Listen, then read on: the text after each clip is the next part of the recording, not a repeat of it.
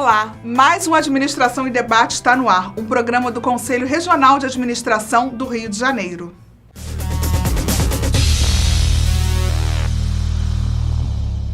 No programa de hoje, o administrador Wagner Siqueira apresenta um assunto relevante para o mundo dos administradores: orçamento público. Segundo o presidente, a área orçamentária é uma responsabilidade fundamental do profissional de administração. Confira.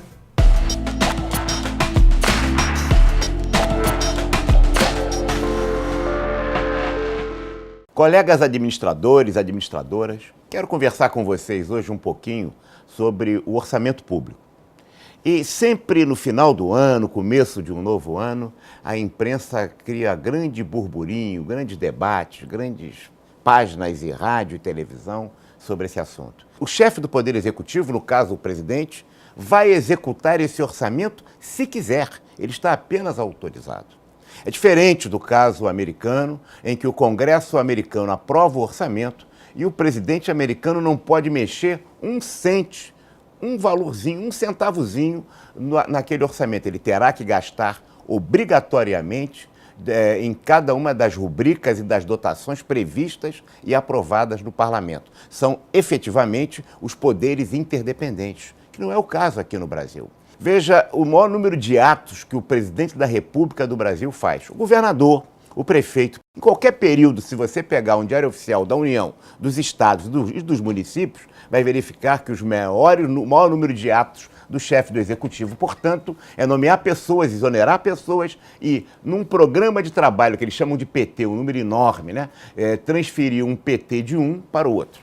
O que isso significa, por exemplo, comparativamente ao caso brasileiro? Vamos pensar bem atrás, no Plano Real, na incorporação do Plano Real em 1994. Naquele ano, o presidente Clinton só aprovou o orçamento americano em maio, o que significou que até a Estátua da Liberdade se fechou. Os serviços públicos, a área de turismo, a área de prestação de serviços americano foi fechada porque não tinha recursos. No caso brasileiro, naquele ano, o orçamento só se aprovou em 94, no último mês do exercício. E não aconteceu nada, viabilizou até o Plano Real. Em 2002, nós tivemos as mesmas circunstâncias no exercício de 2003 para o primeiro ano do governo Lula. O orçamento também só se aprovou em dezembro, né? Tivemos isso também em 2005.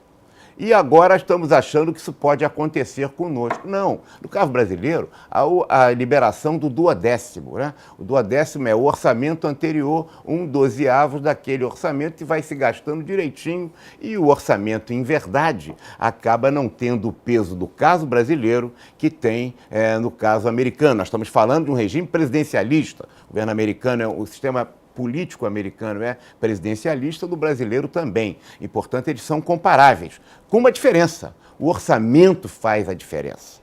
E é preciso, então, para encerrar, que você reflita, colega, que o orçamento é a razão de ser do parlamento. Como é que surge o parlamento? Você pensará, foi para fazer leis. E se o orçamento público pode ser alterado do jeito que é no caso brasileiro, há estados e municípios brasileiros que alteram, num exercício, mais de 100% do orçamento. Olha o que eu disse, mais de 100% do orçamento. Né? Isso faz com que esse instrumento de organização e de administração precisa ser tratado de forma diferenciada, com outras políticas, senão nós vamos ter, em 93, anões do orçamento, em 94 vamos ter o Veduim, e depois vai ter os sanguessugas, enfim, cada hora é um escândalo que se sucede sempre na questão do orçamento e sempre passando, né? E que acaba redundando na crise do mensalão. Pense nisso, colega. Orçamento é uma responsabilidade fundamental do profissional de administração. Mas no Brasil, ele não é nada mais do que uma ficção. Não se preocupe, o governo não vai parar se o orçamento não for aprovado.